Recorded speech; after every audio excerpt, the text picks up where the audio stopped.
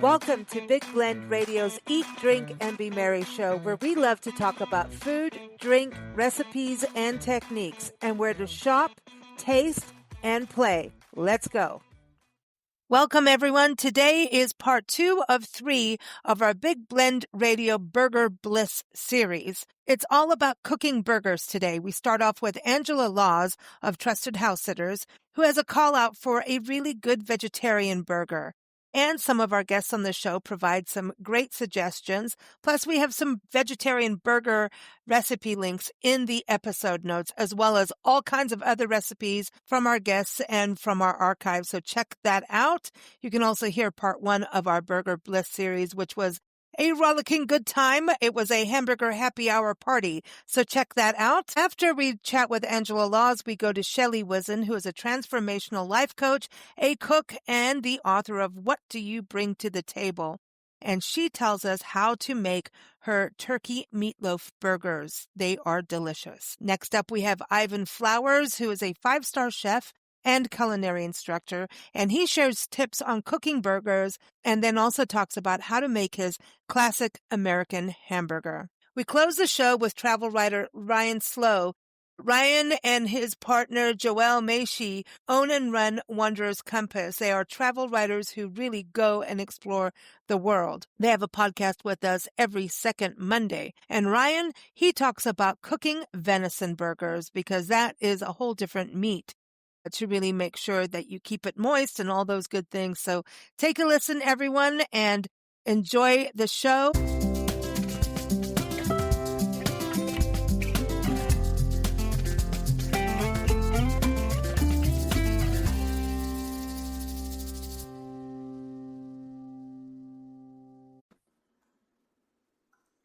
So, of course, we're talking about hamburgers here. It's actually a whole series now on Big Blend Radio. So Angela Laws from Trusted House Sitters, who co-hosts our Pet Connection podcast that airs every third Wednesday, is back here because she says, well, can I submit like a vegetarian burger? So, Angela, tell me, what is a vegetarian burger to you? Because there's so many different ways to enjoy hamburgers without the ham or the beef, the pork. I do like veggie burgers. What do you enjoy? Okay, I just want to ask if there's anybody out there that has a good veggie burger recipe. Do you know what? I found the very best one about 5-7 years ago, and it was in Whistler in British Columbia. We were up there skiing, and there was a butcher's actually, but they also sold veggie burgers. And this one actually looked like a burger. It doesn't look like a patty made up of cardboard. It actually looked like a burger. So bought one, and it was so flavorsome. It was just like the texture, the taste, and everything. So I have tried different recipes, and I just wish that that somebody would actually come up with a really tasty one that tasted of more than just either beans or bland or so much spice in it that you can't actually eat it because it burns your tongue, but they think that's what's giving it flavor. So I don't have the answer, and that's what I want to come on here and ask. I would like to know if somebody's got a really good veggie burger recipe. And the other thing too is, obviously, it comes with lettuce and all of the usual things. I don't like pickle, but I just want to know. And there must be good recipes out there. The same with sausages. Some people will say, well, if you're vegetarian, what do you want to eat? Something that seems like it's meat. Well, it's not actually it's not meat. It's just the texture. Having something that really tastes as though it's different to what you have, and you go out, you go to a barbecue, you have this bun and you go, I'm really enjoying this, rather than go, oh, okay, but I'm smelling the meat ones and they smell much better than mine. So that's my ask. Okay, so there's vegetarian and vegan, and I was vegan for a few years and very healthy until I decided to start buying frozen patties. I won't put the name out there. And, I know that there's different things out there. And when I went to those go-to things to be a little lazy in the kitchen, that did not work well for me because of the No. amount of preservatives. In fact, it reversed my health significantly into an autoimmune issue. And I think I'm allergic to soy and stuff like that. And my hair Yeah. started falling out, dental issues, all of it. And it was as soon as I changed to preservative food. And when I was vegan, I realized when I was cooking my own thing was really about eating whole foods. And so that's what happens to me. Like I look at when you go out and you get a vegetarian burger, are they using something that's already prepackaged? Same as, especially when it comes to like hot dog sausages, that kind of thing. And then Yeah. there's vegan versus vegetarian. So if you're vegetarian, sometimes you can use egg inside of a mixture that makes it a little juicier and it binds things. And we do have some recipes that I can share in the podcast notes. So check that out for vegetarian burgers and you try them, let me know. A lot of them are bean based. But a lot of the ones that come out good is they use a little egg, maybe some breadcrumbs, things like that. I personally prefer a portobello burger as my burger. Yes, yes, yes. Yeah, absolutely. That's my Yeah, I thing. enjoy those. I enjoy those too. Because they have a But texture and the you do. soy, like I can't do tofu, like I'll run for the No, hills. No, no, my no. body just goes into like, no, we're not doing that because you know you're going to not be well. But, and no, it's just a no. And I know it's bean products, so I shouldn't be weird about it. I eat cheese, I'm not a vegan Yeah. anymore, but we're, I would say 80% vegetarian, Nancy and I. But a portobello burger would probably be my go-to if you want texture. And that also has to be done well because that's actually there's an art to doing a portobello burger. There's an art to it and how to keep the texture and not make it this hot, bland. I put a vinaigrette in it when I cook it, and you have to be Wow. careful with that too. But it comes out good with some cheese, but blue cheese, provolone cheese, stuff like that. A little vinaigrette in there seems to help. And you want to keep it Oh, moist. well, this sounds, as I say, it's one of those things that even when I go into restaurants and no matter where I've gone and what, it's finding one that actually when you're eating it, it actually Oh, tastes something. well, I know one restaurant, and Chef Jeremy was doing vegetarian burgers and using quinoa inside as like you could do certain beans, people do a lot of Yeah. lentils, that kind of thing. You can put quinoa inside of it, cook it. Oh, Some people interesting. use rice, some people use breadcrumbs, but quinoa. And I could not tell the difference of whether there was beef in there or not because of the quinoa.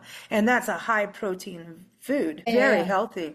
And he was Yeah. doing it. And then he would put in, I believe, because I personally love it, is cumin in there. So it Yeah. goes more on the curry side of a burger. Yeah. So it's not going to taste the same. The other thing I think is using beets inside of a burger in some way because beets bring this earthiness to it and almost the sweetness of what meat will do, which will counteract the spice that you're talking about. So like if you have steamed beets or you can puree it or some way, I don't know. I've never done it, but I know I've had burgers that had beets in it.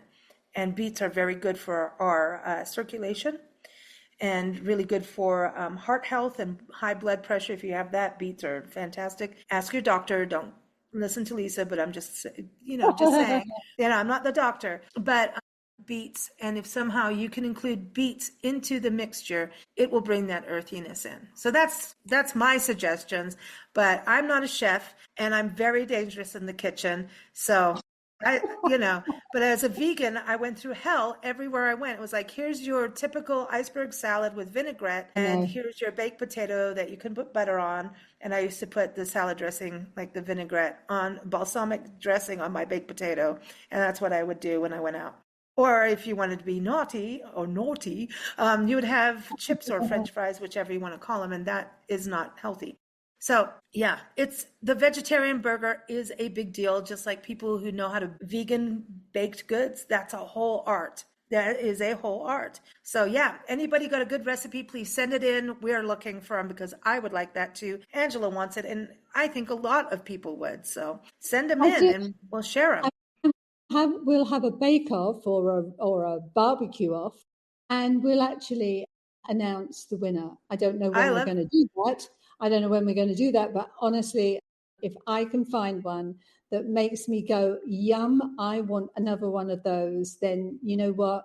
you could probably sell it and make a fortune. But yeah, we'll try them. We'll try them. But do send Awesome. them. Yes, do. Angela, thank you so much, everyone. Angela, again, is with Trusted House Sitters, an incredible platform that connects pet parents and travelers, where pet parents get to travel and travelers go to take care of their pets in their home anywhere in the world. It's amazing. So go check it out. It is a wonderful platform. And as you hear Nancy and I on Big Blend Radio all the time, we talk about where we are. We're here in Denver as we record this, taking care of two wonderful pups. And that's what we do as we travel the country, is we pet sit. And it's wonderful. Yeah. No, money exchanges hands. It's a trade.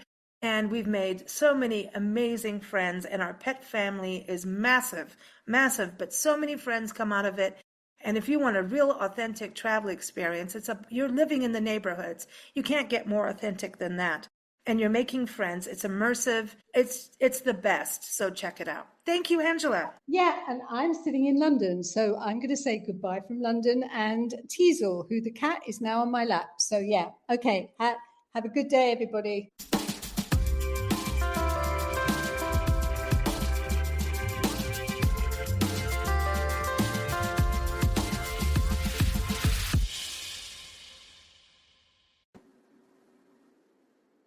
Okay, so today we have Shelley Whizin here on our hamburger special here on Big Blend Radio. And Shelley Whizin is the author of What Do You Bring to the Table? So that is linked in the episode notes, so you can check out her book. It's got recipes, but it's all about really taking some time, and it's kind of like meditating when you cook, right? It's about consciousness. And so she's bringing her recipe, her turkey meatloaf recipe, and she turned it into a turkey burger. And I want to talk to her about this because on our happy hour, or I should say our hamburger happy hour show, which was part one of this 3-part hamburger series on Big Blend Radio. Say that 10 times real quick. I closed the show talking about Nancy making a hamburger in Kenya. When I was a little girl, there was, we lived in this neighborhood called Karen, which was right outside. It's actually part of Karen Blixen's property, what was her property back in the day. Karen Blixen out of Africa, that Karen Blixen. So there were very few Americans there, and people wanted to know about hamburgers from Americans. So Nancy made this giant hamburger because we didn't really have hamburger buns. At that time, there was a shortage of goods. Sanctions do that. So do tariffs and things.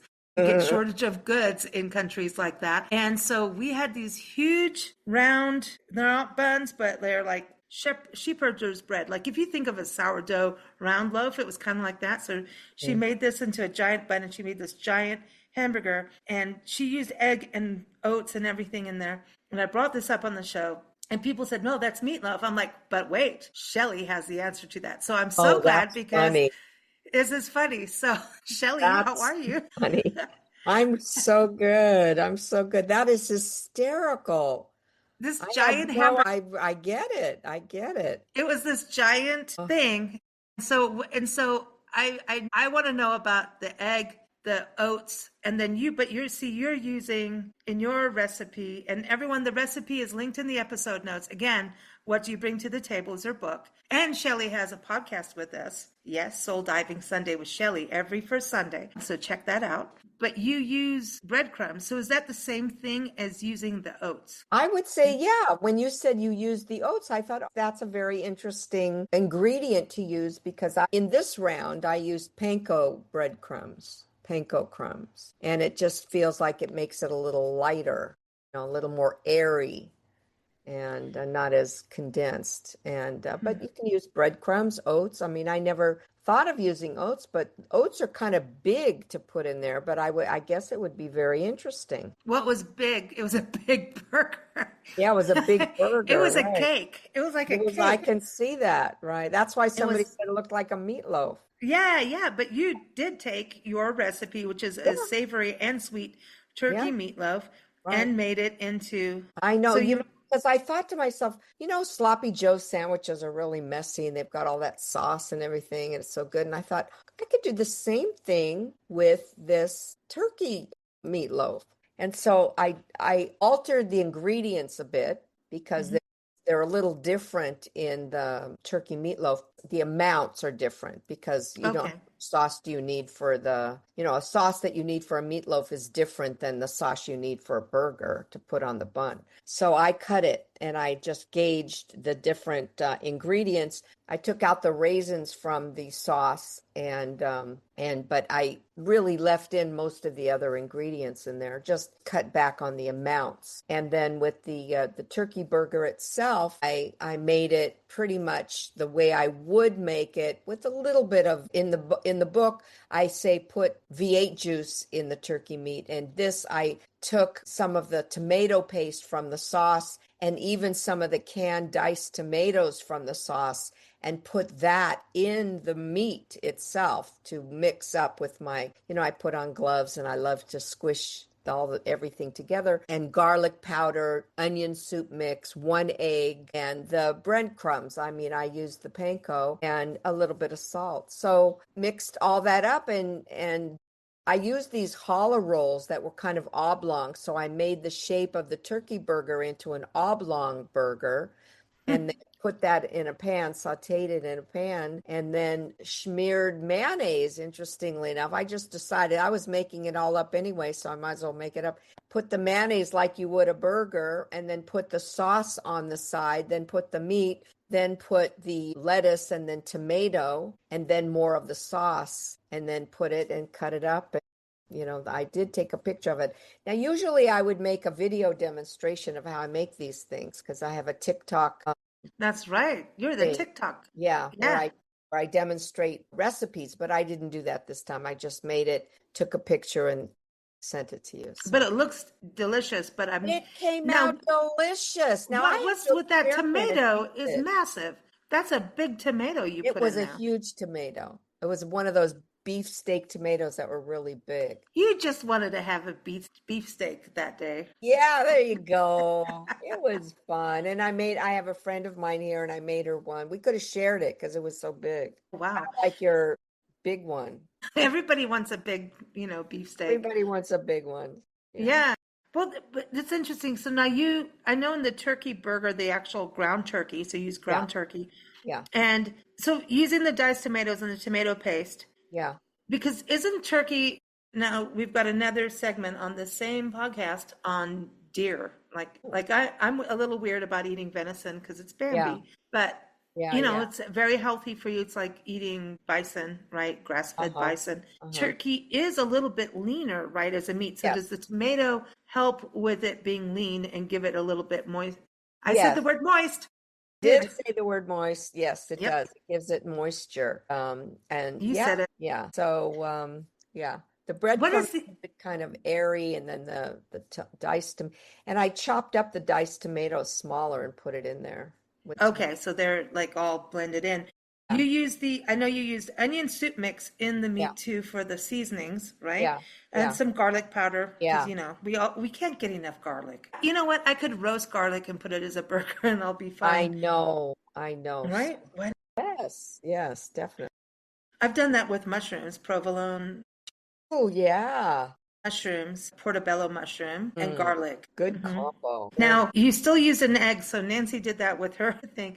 So the egg holds everything together. Is that what it's like, the binder? Yeah. Is that what it is? Okay. So can we move to the sauce? Because you went and made a sauce. Yeah. Now, how many people are making their own burger sauce? So it's tomato sauce, diced tomatoes, tomato paste, brown sugar. Ooh, that's interesting.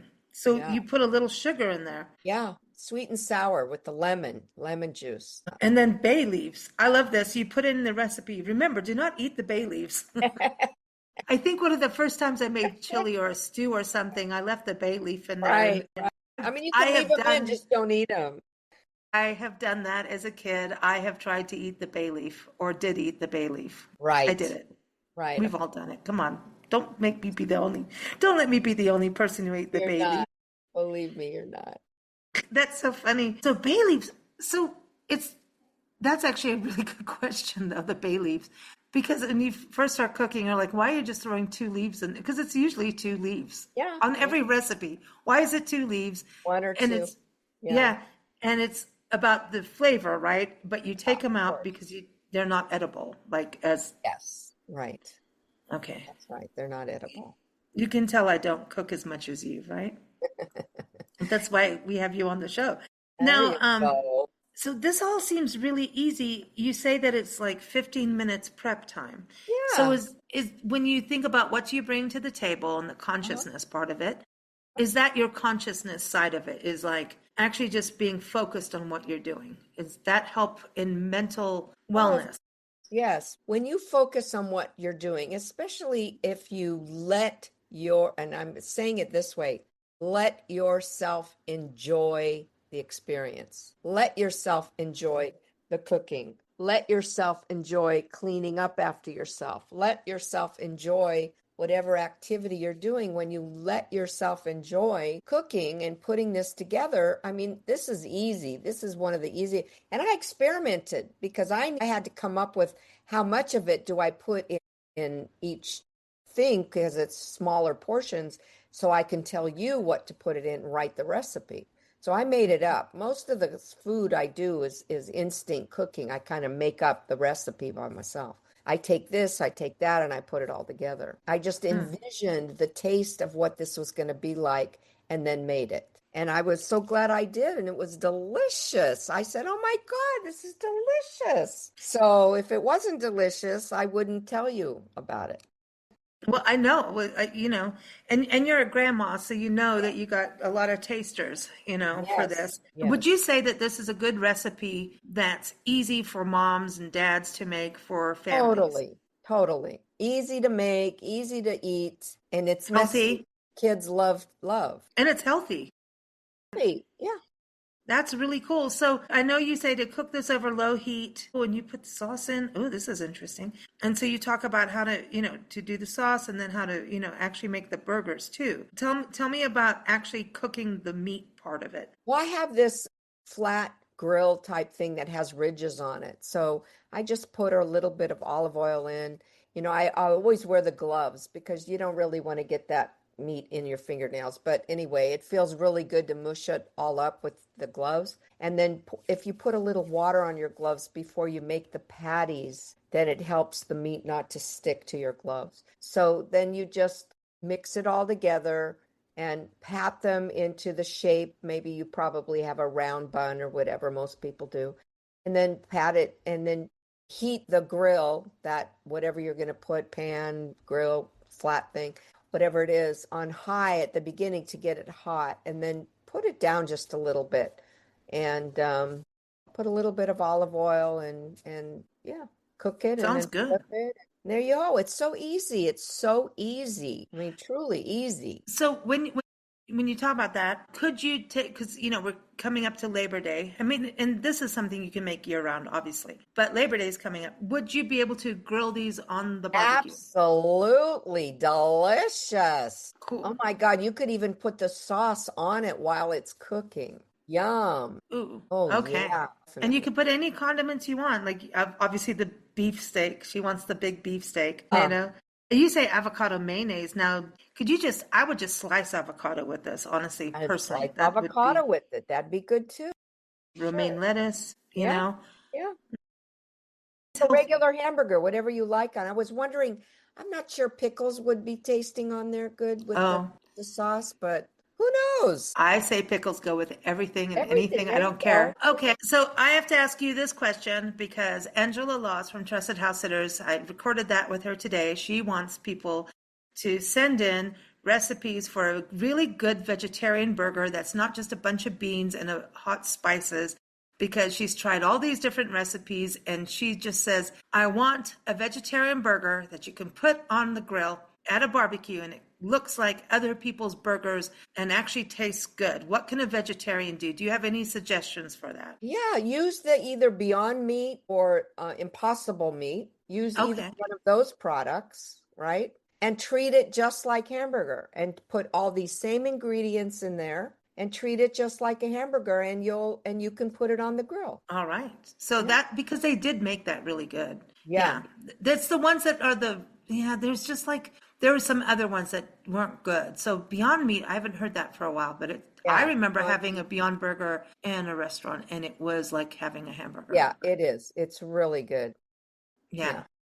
Do The they use Impossible beets Burger. in there? I'm wondering if they use beets because I was talking to her about that, about using, It's possible that they do. I don't know. because it's like a sweet, earthy toned kind of flavor. So I Mm-hmm. wonder about using beets.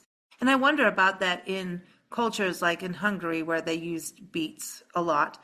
And they Yeah. also eat a lot of meat, and then they use a lot of paprika, right? Or Uh-huh. paprika, however you want to pronounce it. Yeah, yeah. Culturally in cuisine, do you think in cultures that we do have these balances of, like, we eat a lot of meat, but then we do this on the side to help our heart, and maybe didn't even realize it, but just naturally it happened from the land, and this is what we have, but it actually helped in our food and in our bodies. I was just wondering that the other day. But you've traveled all over the world, and I think there's these balances ethnically that we've been cooking for years, ethnic food, Mm-hmm. that if you're eating a lot of meat, but you're using all these spices and stuff, it helps you. I don't know. Mm-hmm. Just It helps thought. to break down the food. Yeah. Ginger helps your gut break down the food. So when you include ginger into something, that's always a good thing. Ginger is good and everything. Turmeric Yeah. is always good. Paprika, like you said. Mm. Um, uh, the what do you call it? Well, all the spices help to do something to the food to help it break down and And add that's flavor. it. Cooking with consciousness is good for you and your body. And that's part of what, Shelley Whizin teaches. So you can go to shelleywhizin.com to learn more about what Shelley does as a transformational life coach. I love that you have a book that has cooking and food in it, because we sometimes forget that cooking is a joy. And like you're just saying, it's changing our mindset about even cleaning up. I mean, we look at all the dishes that all this mess we've made. Hmm. And then you have to change your attitude and just go, oh, let me dig into it. And if you change your attitude, put some music, maybe pour you a glass of wine or something. Somehow it's not that big of a deal. And if you have your family or friends there helping you, it becomes fun. Yeah. So it's how we look at it. Yeah, yeah. Mm, It's how we look at it. It's how we approach everything we do. So I that's love why it. in the book I have these meditations, different meditations that you can use before you go into the kitchen. So you actually shift and change your energy while you're cooking so that when you're cooking, you're enjoying yourself. If you're harried and you're, kind of frazzled from the day and you run in and yeah, oh, I gotta make this, I gotta make this, I gotta do, when you do it with that energy, it's no fun. And I think it shows up in the food. That energy shows up in the food. So when you're conscious of bringing love into your experience of cooking and cleaning, even that, it's a joy to be able to do that. It's kind of the completion, I like to clean up right after I do something, not leave it in the sink so that I get to start anew when I go in the kitchen. And it feels Love it. nice and neat. Yeah, Yeah. clean. Yeah, It's very Buddhist. Clean, what finish, follow through. It's very that's right. Buddhist, isn't That's it? right. It's like follow through, completion, move along. Yeah, And then you don't have that on your shoulders for the next day. It's exactly. like, did I finish this? I'm like, go finish it. Then you can Right. sleep. It's That's much right. better. That's Much right. better. So when you wake Love up, it. it's all clean. Yeah, Yeah, exactly, I like exactly. that. Well, thank you, Shelley. I love your photo of you with the big burger in with the beef steak in your hands. You look so Uh-huh. happy, and it's yummy, delicious, right? It's I yummy, said delicious. it. I said Yes, it. I said it yummy, is. That make you delicious. feel good and your mouth feel happy? Absolutely, I know. absolutely. I know. Everyone, Shelley Whizin is go to shelleywhizin.com and go get her book, What Do You Bring to the Table? And the link for her recipe is in the show notes, so check it out. Thank you so much, Shelley. Thank you too.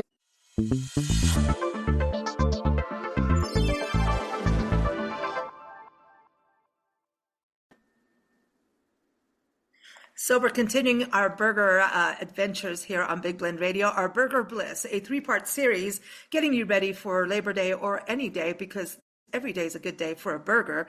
And we've been talking about best burger spots, how to make them, recipes. And so Chef Ivan Flowers is back on the show. He's a 5-star chef and also a culinary instructor where he teaches high school students, which I think is fantastic. And this would be a good recipe. The recipe he has, which is the classic American burger, is linked in the episode notes, so you can make it yourself. But I think this is one of those things that you want to get kids cooking in the kitchen. This could be the start. Right, Chef Ivan? How are you? I'm well. It's good to speak with you again. Yeah, burgers. Do you like a good burger? I do. I do. I crave a good burger. Yes, absolutely. A good burger. Yes. Good burger, yeah. Now, have you taught Burger. the students? I remember I was going to say, have you taught the students burgers? But I remember you guys a few years ago having like a burger contest at the casino or something. Is that right? Out in Yeah, they Temecula. do. Yeah, they do it at the Changa every year. And it's, they do this whole burger thing and the kids come up with different variations with fries to go with the burgers as well. So it's a burger, fry combo. And it draws a lot of people. It's a very, very famous event up in Temecula. They're doing it again here, October 8th at the Changa. Yeah, Hey, yeah. you got it on your head. Yeah, this is perfect. You're teaching them. So this is one of those things that they could get excited about versus if you're going to teach them about octopus, right? Or something like that. Right. Don't eat the octopus. We do it every year in classes. As a matter of fact, last year I was looking at some pictures and, you set them loose. And the beautiful thing is, I have 40 students and every burger will be different, the way that they construct it, what they put on it. And they're beautiful. They're absolutely stunning. They really, really get into it and they craft it. You craft a burger, you craft food. And the outcome was like, wow. This is cool. So what do you think about getting frozen patties at the grocery store to make your burger? I like fresh. I like fresh. I think once a burger patty's frozen, develop some ice crystals. And when you go to cook it, there's a little excess water in there and it causes the meat to boil a little bit, gets a little tougher. I think when you make your own and you form it, the whole thing with the patty is, usually most of the burgers in this country, they come from the chuck, the shoulder of a steer. That's mostly done for grinding for ground beef. But many number of years ago, chefs started saying, wait a second, we could do a blend.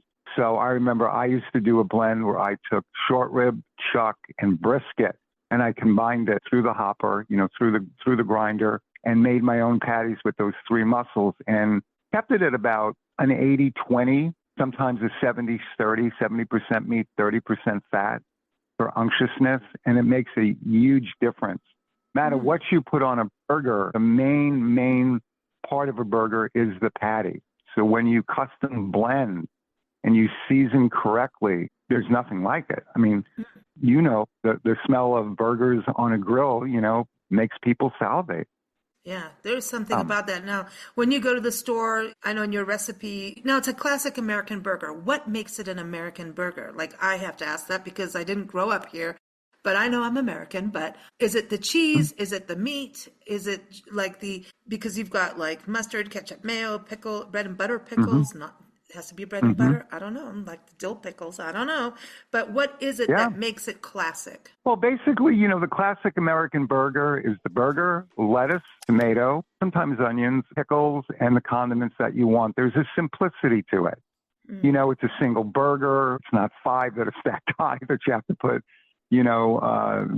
some kind of skewer in it to keep it up. It's a juicy, delicious, perfect burger. Lettuce is crisp and chilled. The tomato is cold. The burger is hot. The cheese is melted just perfectly, coming down the sides. A classic sesame seed bun versus, a lot of different breads that you could put it on. And it's iconic. It works. So many times people, when they make burgers, they put the kitchen sink on it. And it's too much. Or burgers that are so big, you can't even get them in your mouth. Right. Here it's just comforting. And when you pick it up, it just works, Yeah, it's just, I had a friend, Eddie Maldonado used to co-host our shows, and he ran restaurants out in Carlsbad. And he's done it, and he started being more of a consultant of restaurants, which you've done too. And he said that if people would just stick to simplicity when they open a restaurant, when they start doing pages and pages of a menu, you start to get in the weeds. That's where the costs come in, confusion for the actual diner. And that's when things get messy in the kitchen with new chefs. Everybody gets twirly-whirly with too much on the menu. And he said, if you really want to be a successful restaurateur, open up a simple burger shop and don't go overboard. Just make a damn good burger, period. And maybe add some bacon, add some onions. Just, that's it. Just stop trying to be the kitchen sink to everyone, and you'll have shorter hours. You don't have to be open in the morning. You can keep it simple. You know what I mean? And he goes, You don't have a huge staff. I mean, he just was like, that is the easiest restaurant to open, is like a simple burger shop, period. And do it well. Yeah. Really well, you know? Right. I think Yeah. the first chain, I'm not sure, I think was White Castle, where, you know, White Castle is the burger. It's got a little holes in it. They put onions. It steams. The bun steams. They put the bun on it. They put it in the box. You could add cheese. And, you know, people go insane for this simple burger that melts in your mouth, you know, and they're still around today. White Castle is very famous. I remember as a kid, Burger King, when they first came on the scene, I think, you know, basically it was McDonald's. Well, all of a sudden they're grilling burgers, and the Whopper was big, and the lettuce, the tomatoes, the onion, big, fresh, chilled. It was unbelievable, you know, when they first came out. And you had to pick it up with two hands, and it was a great burger. Yeah. You know who I still like have in memories. San Diego? San Diego's Angelo's Burgers. I don't know if you've had them in more in Oceanside area. I think they're Oceanside, Carlsbad. Like I remember like 2 or 3 burger shops, and it was just like they did their own meat. It's not frozen coming in, and they made their own onion rings, their own French fries, and it's just simplicity and really darn good. And it was like I could never finish it, but you really wanted to finish it because it was so good. Yes. Yeah, You know? Another place is Hodad's, I believe, in Ocean Beach, is very iconic. Very iconic. I mean, they do some of the best burgers in the country. People come from all over just their burgers, and they're just, you know, even the way they, like, you know, they wrap them, where they wrap them halfway with paper, and then it's sticking out, and it's aesthetically pleasing. You pick it up, and you're like, I can't wait to, you know, the best bite of a burger is the first bite. That's the best bite of a burger. When a burger is a little too big as you're trying to finish it, then you're kind of like pushing, you know? So a burger to me shouldn't be too big, shouldn't be too small, just right where you can finish it, you know, wipe your mouth, have a few fries, you know, and you're done. When I look back in the 50s, when they used to eat the burgers with the milkshakes. Yes. Wow. Okay. Now, well, on our happy hour show, and everyone, it's linked in the episode notes form, part 1, our hamburger happy hour show. We talked about this, and I grossed people out, except for a couple people. But there's this whole thing about having the milkshake, your burger and fries, and people would dip their fries into the milkshake. Yes. And now, yes, you get it. it's good. Yeah, it's weird. And I'm also very weird. Well, I'm weird in that when we get a burger and you do have some leftovers, I will eat the burger cold and dipped in ketchup cold in the next morning. I may have a beer with it. It's like pizza that way. And, you know, and I'm not against a breakfast burger with an egg on it at all. No, not at all. I love burgers. Cheese. I know we always talk about cheese on this show. Who cut the cheese? You use Munster cheese, and American cheese. So are we talking the Velveeta stuff on here? You can, or you could just use the regular. I mean, the meltability on Velveeta and the meltability on Munster together, they're fabulous. They just melt beautifully on a burger. You know, I mean, as a classic trained chef, I could tell you, you know, American cheese, are you crazy? But let me tell you something. There's nothing like a good slice of American cheese. You know, it just works. That's what I loved about Anthony Bourdain. Here he is, you know, someone from the Sauls, and, you know, did all the, you know, fancy cooking. And he'd go, just give me a damn burger. He'll go get like, and a Budweiser beer or something, you know, whatever. I'm maybe not that brand. I don't know. Oh God, I'm not promoting beer here, but it didn't have to be, you know, snobbery food. You know what I mean? You know what I mean? It should be just accessible food. You know, sometimes, like, I'm sorry, I love Waffle House because I love greasy hash browns with all of that stuff on there. Just, you know, sometimes you want the stuff that's not good for you. And it makes you feel good. So I figure if you don't do it all the time and it makes you feel good once in a while, that's okay, because you want to feel good. Right? Yeah, of course.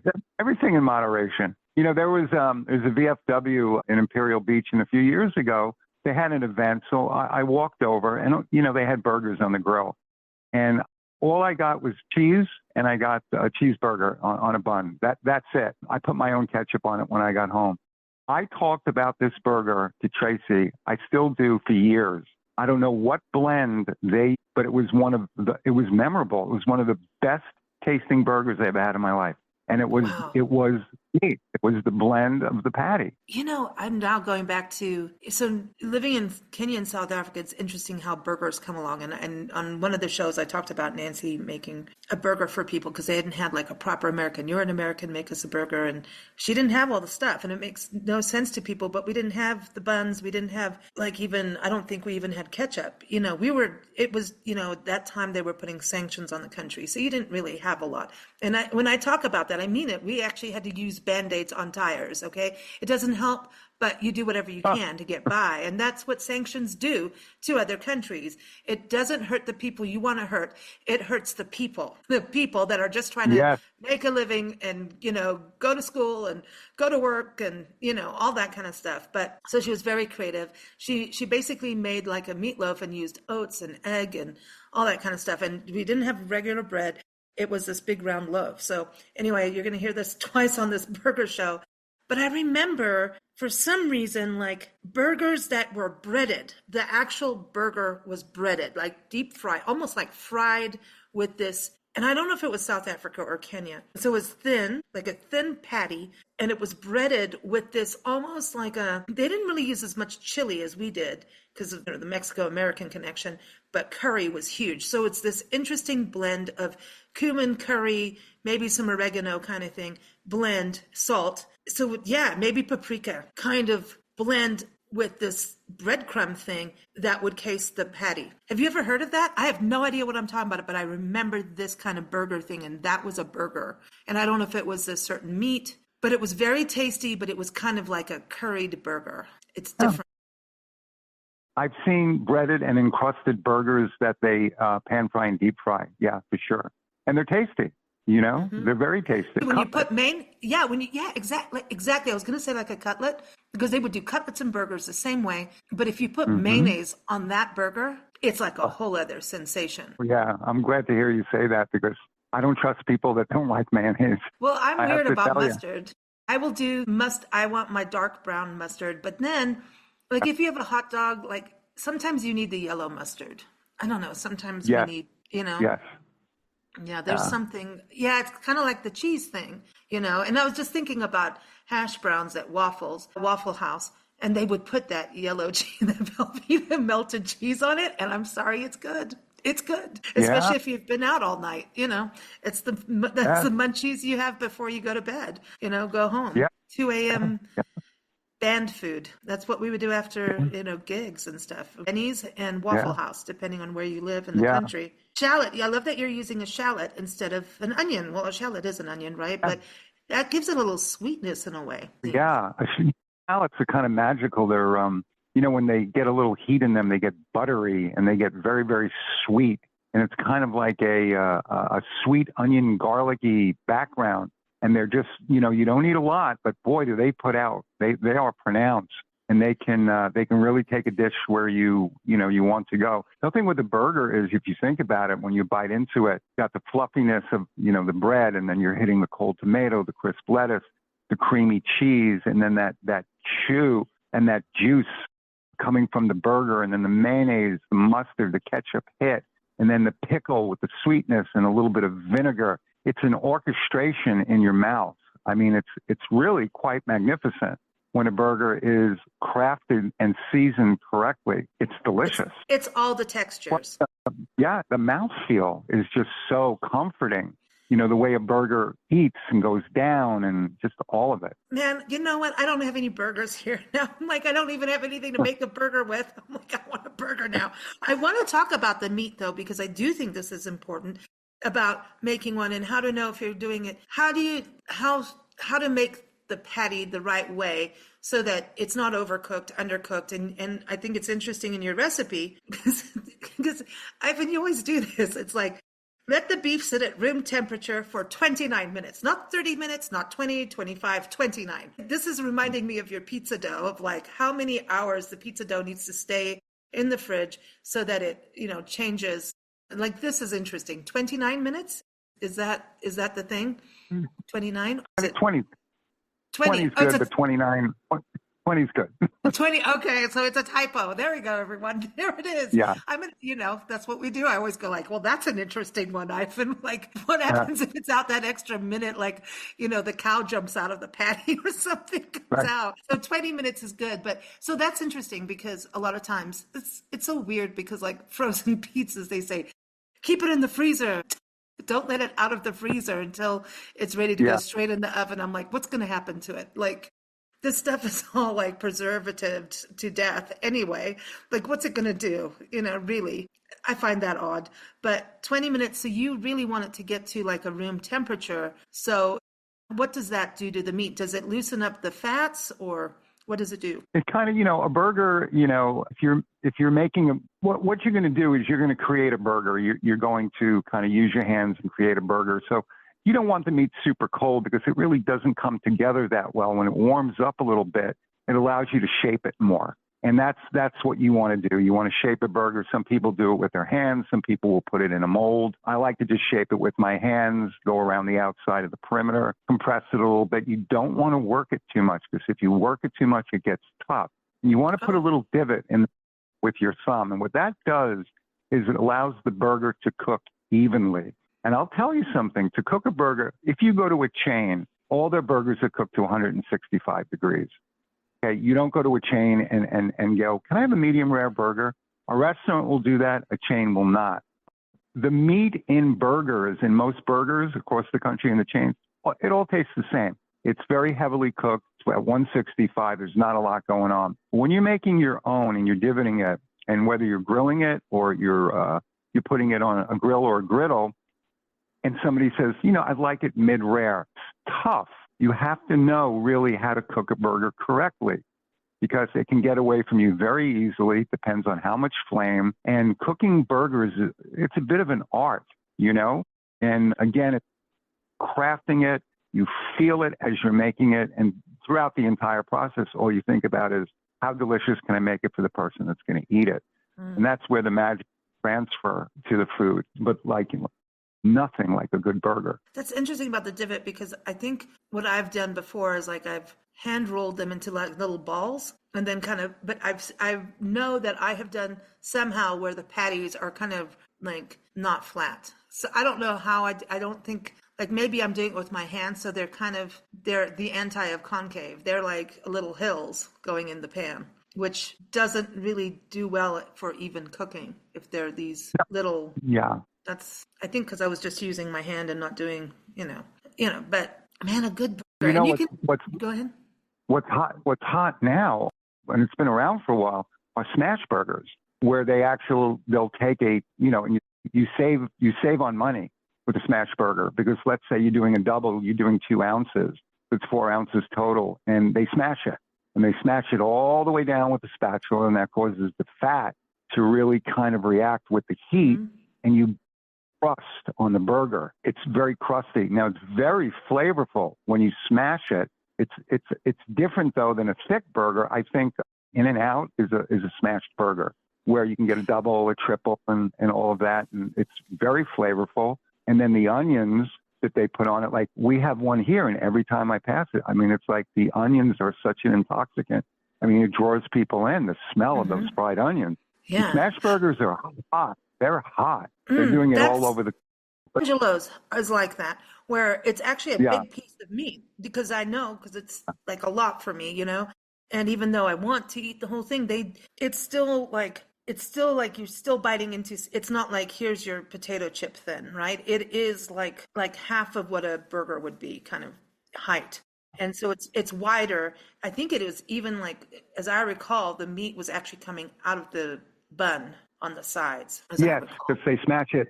And they use a higher fat content because if you're going to use a smash burger, if it's too lean and you go to smash it, it's not going to hold together. So you have to have enough fat so that when you smash, and it's a way of doing a burger that's, cooked well, it's well done, but still juicy. And the fat allows that. See, to me now, I'm into I would like to take onions and garlic and mash it into the burger itself, the meat. So sure. Now, would I have to cook those first, like what you taught me to do with pizza? And by the way, I did that for some friends. They don't like onions though, but I did garlic and mushrooms. I sauteed them and put them onto a pizza that you bake. So we were, Right. half and halving it because of time. Right. And they had a bunch of olives. So this was like the olive garlic mushroom burger. We had two different kinds of mushrooms, and it was heavy, man. It was like, oh my God, what did I just make? Right? It was massive. It was like, and we put way too many olives, but all of us are like, yes, please. It's okay. Bring the salt. Not good for us, but we didn't care. It was really good. But would you saute the onion and garlic before you put it in the meat, or would you let it cook with the meat? Well, there's two ways of doing that. If you want it on top after the burger's cooked, and you want some mushrooms and onions and shallots and garlic, you saute, maybe a little bit of herbs and get that going. If you want to cook it in the burger, you would mince it.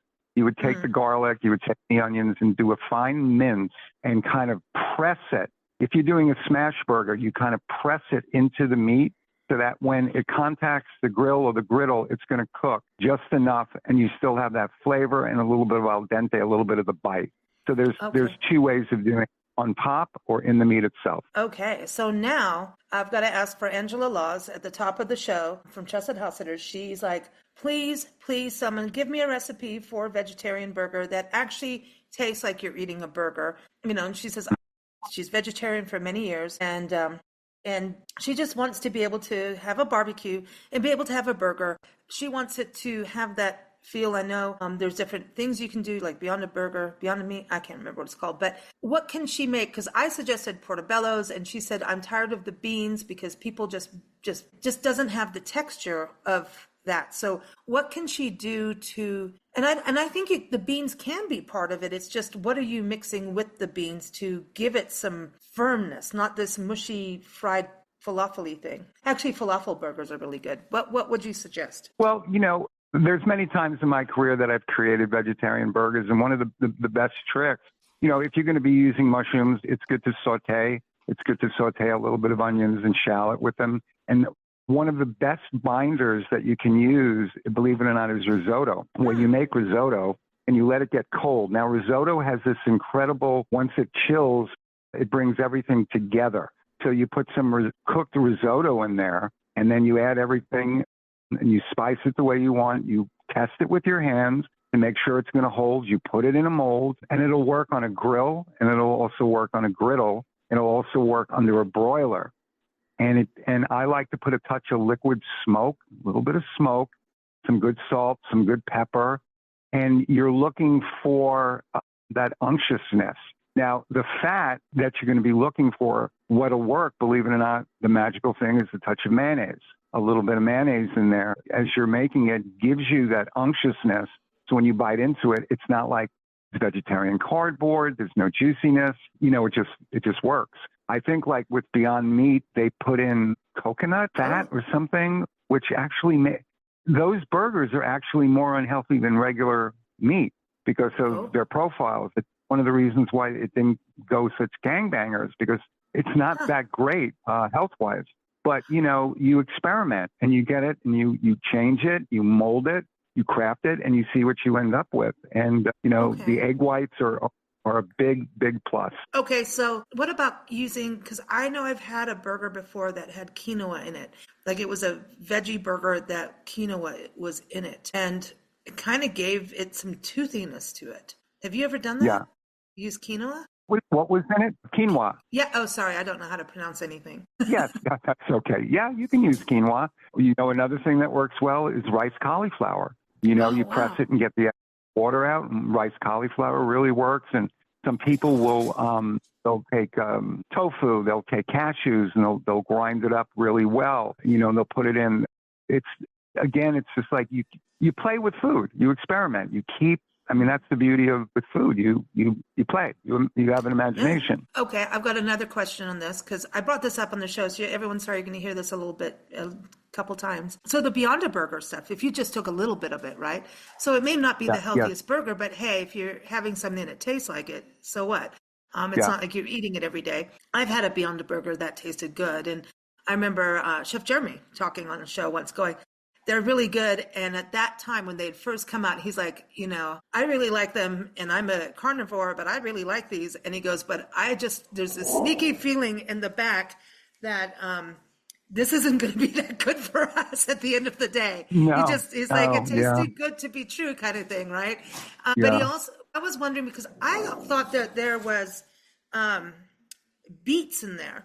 And I was wondering about yes, using, yes, so it is yeah, true. That's good for you. That's good yeah, for our heart. Beets are yes, good yeah. for us. They give it color. I guess you wouldn't want to use too much of it where, it's so strong with beet, it overtakes it. But yeah, beet is what they Oh, use basically for juiciness in the blood in the burger, where it looks oh, kind of like, meat. I mean, I oh, think the future is stem cell, the way they're doing so, and they're growing, they're doing meat in the lab. I think that's going to be what's coming down the pipe oh. in the future. Well, Cattle farming is, yeah. Well, and look at beef prices. Look, Michael Pollan says that's where we're going with food. yeah, Is we are going to yeah, have to bioengineer it, but it's not necessarily going to be bad because when we hear GMOs and all of that can be wonky and weird as we know, but there is healthy ways of creating new food that is better for the planet and actually healthier for us. And so I think we have to be open to it. And he goes, if you actually look at how the world is now, it's the only sustainable option we have in the future. We can't poo-poo it because we'll starve. So there you go. So I think like what you're talking about, it freaks people out, but it's kind of the truth. And what a whole new world, I think what we can do in sustainability and all of the change that needs to happen to combat climate change and disasters and everything that's happening, I think it opens the doors for creativity and for new business. People are freaked out about AI. Yes, it's a tool. If you look at it as a tool and observe it and make decisions and don't let it do everything for you, that's the danger part, right? But if you use it as a right. tool, you can get smart with it. And I think we're going black and white on things. And cooking is one of those things that teaches us there's no such thing as being black and white. You get to color over the lines and be creative. And that is the beauty of the future, is learning how to take the old and the new without, you can have tradition, but maybe do it in a better way. Does that make sense? I'm kind of going on a little rant. Oh, absolutely. It's a great tool if it's not abused, if you're not hiding behind it. You Yeah. don't want to hide behind where the work that you produce isn't your own. It's like a pencil sharpener. It's wonderful to use it as a pencil sharpener as long as you're writing with your own pencil, right? Yeah. And that keeps it sharp. If you hide behind it, and as a teacher, believe me, I deal with this. I've had papers, last year I had papers handed and I went, oh my God, who wrote this? A Nobel Prize winner? You didn't write? Oh, always a pleasure. Always a pleasure.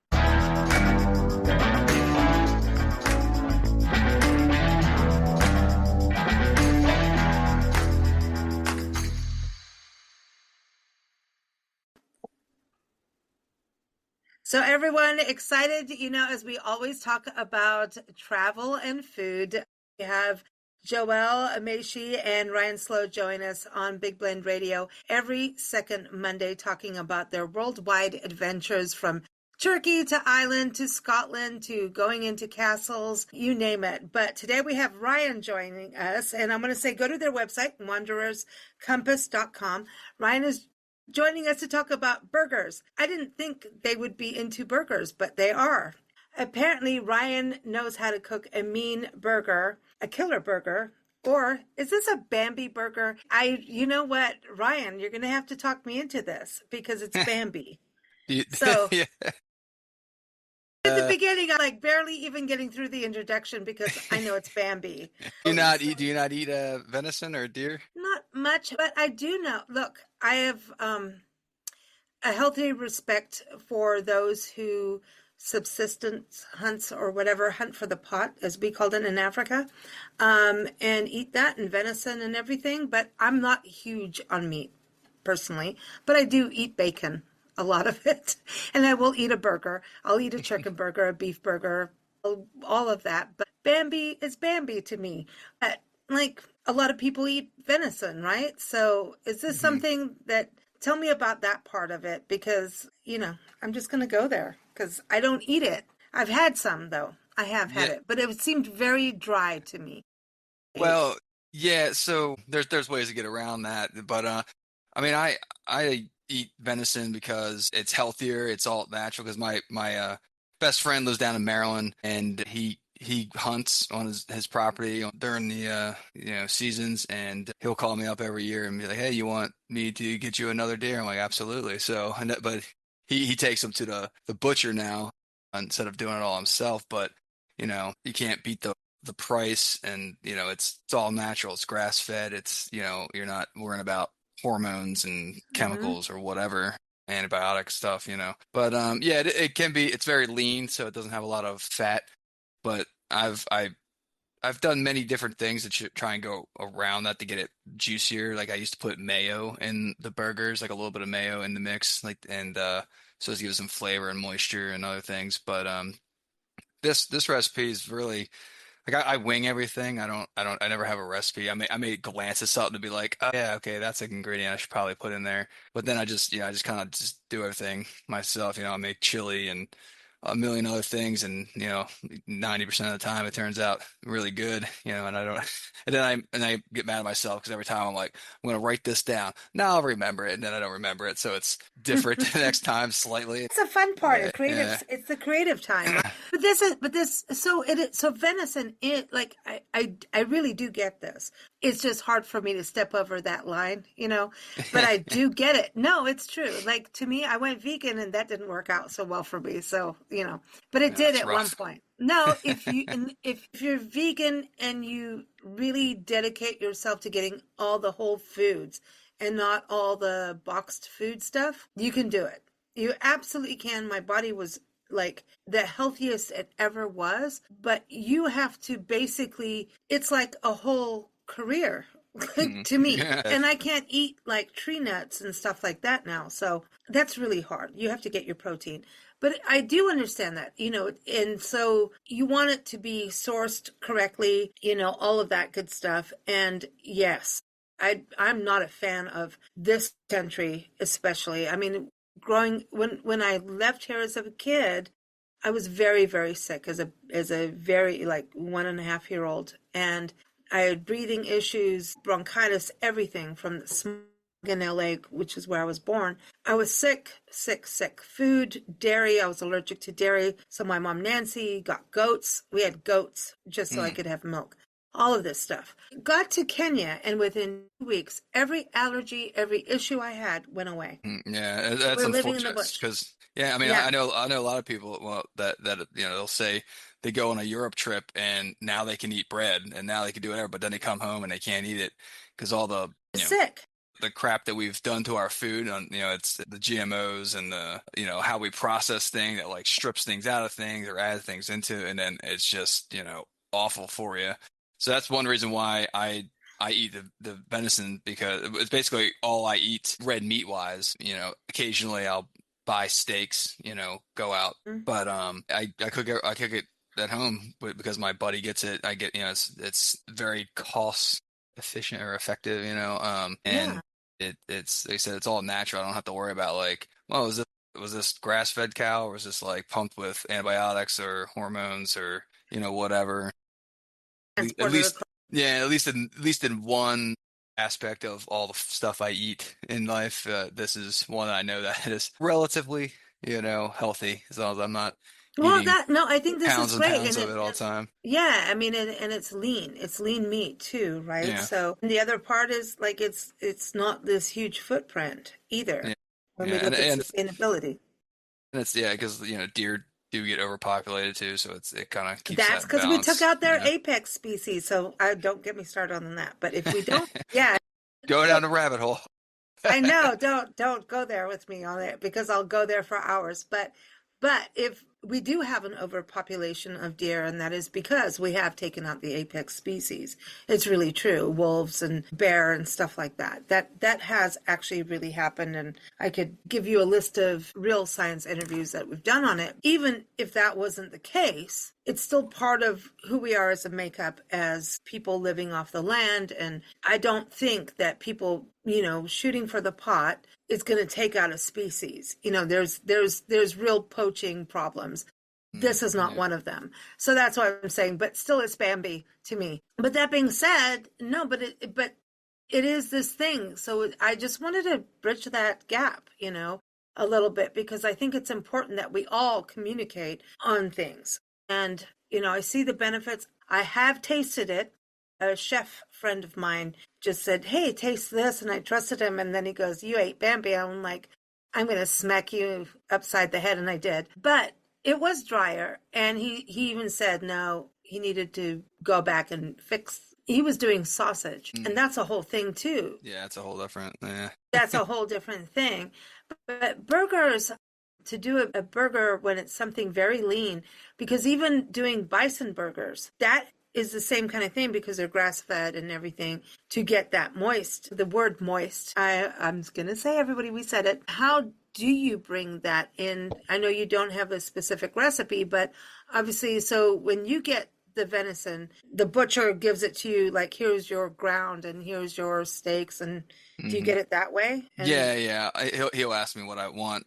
Yeah, they'll get like, a couple of back straps, a couple fillets, a couple roasts, and then I'll get. So I think the last deer he got me, which was over a year ago, almost a year and a half ago now, because I mean I think 38 pounds of ground meat, like wow. two roasts, two back straps, like 4 fillets, and I still have probably 2 little steaks in there, and I think I have like 14 pounds or 12 pounds maybe of ground meat left. So yeah, because I usually I'll take it, I'll make big old pots of stew or a chili, and then freeze it, and that's like my meal prep sort of. I used to do it more when I was working, because it was just boom, freeze a bunch individual portions, and I'll take it out and eat it for lunch. But yeah, but for this, it's pretty simple. I put a little bit of bread. Well, you can do breadcrumbs or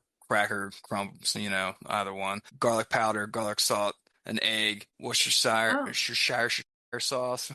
Worcestershire, yeah. Worcestershire, yeah. Pepper, salt, pepper, and paprika for smokiness. And I mean, you can just adjust however you want if you like more or less of something. And I like to, for the onion powder, I might only do, and the garlic powder, I might do just a little bit of those two. But then I'll cut up fresh garlic, and I have the big dried onion flakes, so I like putting that in there, with different textures or flavor and stuff. But a big thing that I found that I did this last time, a couple times I tried to put, I've put olive oil in the mix to try and get a little moisture in there before. It didn't, it made the meat, it wouldn't stick together very well, but that's what the egg is for. But it kind of, so I see. But I've tried to put bacon fat in there as well, because I always, when I make bacon, I bake it in my toaster oven, and it comes out like perfect every time, and I just pour a little bin, fill it up with the bacon fat, and sometimes I'll cook with that a little bit for flavor. Into England, then, Yeah. the chippy pot on people's stoves.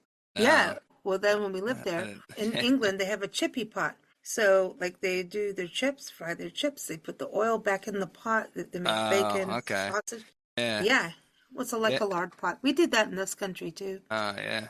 So that's so what I did recently, I made everything the way I wanted it, and I put it on the grill, and I took the bacon fat and I basted it actually. So I basically coated the one side, like I just put a little bit in the microwave, heated it up, and melted it so it's liquid. And I just got my baster brush, and I just brushed them on one side, put them on the grill, basted the top, and that was basically it. And then you can put that, once you flip it, you can put a little more, just baste it. And it gives a little more flavor, and I think it really helped out the keeping it real moist, so juicy. So I think that was a new technique I think I want to stick with. You could probably fool my mom then if you had the bacon grease.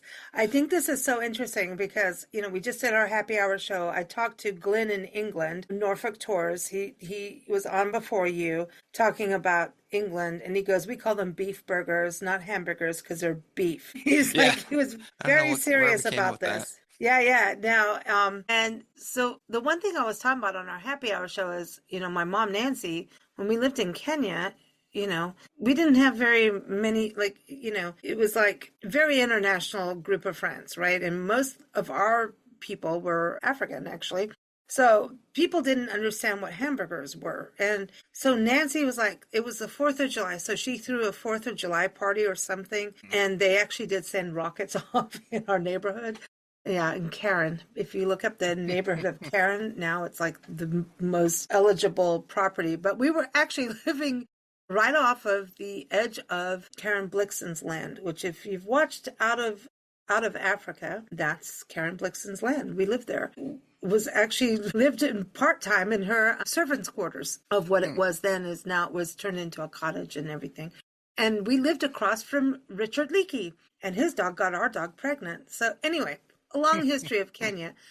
But Nancy, my mom, went off and did this whole, I'm making you American burgers. And we didn't have hamburger buns. Okay. Like, you got to think this was in the 70s, late 70s. See how old I am? Going into the early 80s. And we didn't have, so there was like these big loaves or something, and she just cut them up into like fake things, like fake burger things. And I remember making the hamburgers, and I brought this up on the show, and everyone said, I brought it up on the hamburger happy hour show, and everyone was like, oh, it's meatloaf. And I'm like, why was she putting oats and egg and everything in there?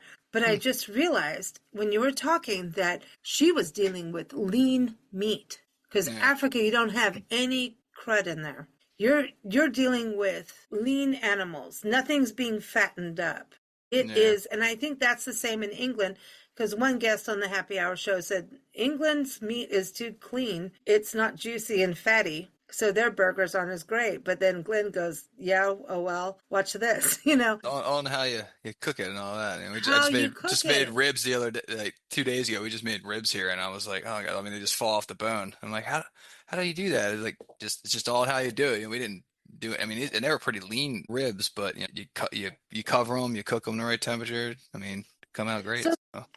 the egg that you were doing, and I was interested in what you said about doing the breadcrumbs, because to me the breadcrumbs would soak up the moisture away. So that, or is it going to hold it? And then the Yeah. egg holds it So together, but yeah, the maybe egg that holds it. helps. Yeah, the egg holds it together. The breadcrumbs, which I thought too, and I was like, really, when I looked at one recipe for it, I'm like, I know, because I know, my mom used to make, meatloaf a lot, and you put breadcrumbs, cracker crumbs, whatever in there. But what it's actually supposed to do is suck. I mean, in a way, I mean, it's supposed to suck up all the fat in there, and that way it stays in the burger rather than, Oh, when you cook it, it doesn't, all the moisture and stuff doesn't just like leak out and then, out into your pan or your whatever. So, which is still doesn't make sense to me because I'm like, I feel like it just would just dry it out. But yeah. yeah. So, but I was just trying anybody listening to do the basting with the pig fat. That's that It's, goes on everything. I yeah, do big. that on, yeah, I mean, we do that because like we travel full time. So do you buy the butter? Do you buy this, No, you buy bacon or you buy sausage and then you have butter. That's how we look at it. I Yeah, know that's it's weird. It sounds stupid, but if you're in a place for 3 days, like, and that's how we travel, how much are you going to keep buying, right? So we yeah, look at things like multi-purpose items, yep. like bacon is multi-purpose for everything. Put it on. hmm Now, do you put the bacon on the deer burger? Do I you mean, do that? sometimes it depends if how I'm feeling. Sometimes I'm Come lazy. on, cheese, Yeah. pickles. Wait, I what have happens with the condiments on a deer burger? Does that change? I Or I do you do the have same I things? Are you do. putting mustard, Oh, I do, mayonnaise? What's yeah, going I do anything. Depends on my mood. I mean, I usually do mayo. I'm a mayo person, which, some people are against that. They're like, ketchup and mustard, but I don't know. But I mean, all because, you got to season it and everything properly because you were saying, the venison, um, depending on the age of the animal and if it's a female, male, it might be a little gamey here or whatever. So if you season it right and and the bacon kind of and the char when you grill it, like you get that charred flavor and stuff. Yeah, I mean, I've made them for many people and they didn't know it was deer. I mean, I told them it was deer, but they're like, I wouldn't have known it was deer until you told me, if you didn't tell me. So it's Wow. it comes out good, but I do. I mean, I have when I go to Costco sometimes I'll splurge and I'll get the big old jar of Famous Dave's pickles. They're delicious. I could just probably just eat a jar of those by itself. Yeah, I do. It depends on, cheese. I don't know. I'll get the what is that? That Verde or Oh, Havarti. Yeah. pepper jack or whatever, what I'm ever in the mood for. I'll switch things up or whatever I have at a time. So cheddar. So I don't make them the same every time. So it'd be kind of boring. So, but lettuce, tomato, I throw whatever on there, and then I get the Martin's potato rolls or some kind of good, bigger, brioche style rolls or something. So, That's everything. Lynn in England says, "What is with the brioche buns now?" And I'm like, well, we just all like a little, softness. So now, do you drink a beer with your burger or a wine? What's the go-to? Depends on what I have in the house. It could be an Irish whiskey at this point. But there's plenty in there. I have a collection that I didn't realize how much I had until I counted the other day, and I was like, that's a lot. You've been traveling quite a bit. There is a lot. I got with the trip we did with my boy in Ireland recently. I got a nice, very expensive Middleton whiskey, pretty delicious. So that's gonna have to stay in the back, in the way, so I don't drink it too fast. Hey, we just got this it was a lot of money. Bottle of bourbon from an Irish bar in Kansas City, Missouri, and it is a collector's item, and we got the last of the 3 bottles. And nice. One we have to transport across the country and somehow get it to New Mexico for a museum, an art museum. The other went to our friend who connected us with the bar, who has this art history, and it's all about this artist, Thomas Hart Benton. He was one of our first muralists in this country and the world. And he went there and he said, I'd only want and he would go to this saloon all the time, and it's an Irish bar, but it is actually one of the oldest buildings in Kansas City itself, oldest standing buildings, and it was Daniel Boone's grandson's store, and it was where they actually went and refurbished their wagons and everything going on the Santa Fe Trail. And so this is like huge history going to this bar, and I had a parallel park outside there, and then back my car up, get out, and I'm like, I did it, and I look, and who I was backing the car up into were 2 undercover cops sitting, and they waved at me, and I'm like, God, at least I'm not arrested. I didn't hit you. Worst place. Yeah, I know, and I'm like hoping my brakes make it because it's like on this hill, like San Francisco style, But we go in, and this is this Irish immigrant story that's amazing, and I mean, this whole thing was chasing this art story, and there's 2 artists that used to frequent there that are very they're just huge in history, but disappearing in history as well. And this bar holds their history, and they have this huge event that celebrated Thomas Hart Benton. They also celebrated Arthur Kraft. That's a whole other story. But because he said, I only want my art. I don't want galleries and institutions, which of course they have them now, right? His art. I only want it to be shown in brothels and saloons. So they did this huge event, and they did it every 5 years or so, the Bourbon and Branchwater event for Benton, Thomas Hart Benton. And we got one of the last few bottles, and we opened it up here in our friend's place in Arkansas at Tiffany's Bed and Breakfast. I said, I promise we have this special bourbon, but it's been sitting in a garage for like a few years. We don't know. And it's got the wax covering. We just opened it up, and let me tell you, I did have some in my coffee this morning. It's a wonderful day. It is just a little splash, just a little. It was the best. I mean, we all just sat there and went, oh my gosh, who knew it would last? We don't know because it's in a garage, heat elements and everything.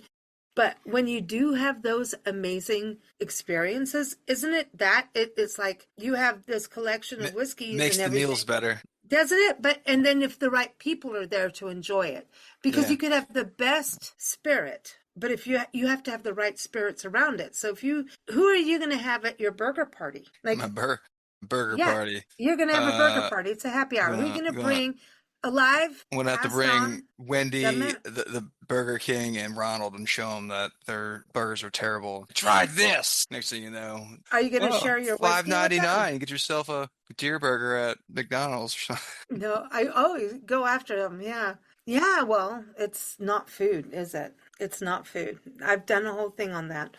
But would you share your whiskey with them, though? Like, if you're going to have a really proper, nice burger party, Who with the right you're people. going to share your whiskey with? Who would with the you right want, people. alive or passed on? Who would you like have come and hang out with you? Oh man. Well, Or I mean, fictional? I Who would got you want? my last commander from the last unit I was in. We, started hanging out here and there, and he's a big bourbon guy. Every time I'd come back from a trip, he lived pretty close to my old units. At times I would drive and stop in and be like, guess what I have? And bring something new, and then he'd show me something new and hang out, have a drink or two. So he would definitely be on the list because he'd be disappointed if I didn't invite him. Well, there you go. There you go. Well, thanks, Ryan. Always fun to chat with you. Everyone, again, listen to the Wondrous Compass podcast here every second Monday on Big Blend Radio. And of course, go to wondrouscompass.com. Thank you so much. It's good to have you back on the show. Thank you for having me. Thanks. Thanks for joining us here on Big Blend Radio's Eat, Drink, and Be Merry show. Keep up with our podcasts at bigblendradio.com and our magazines at bigblendmagazines.com.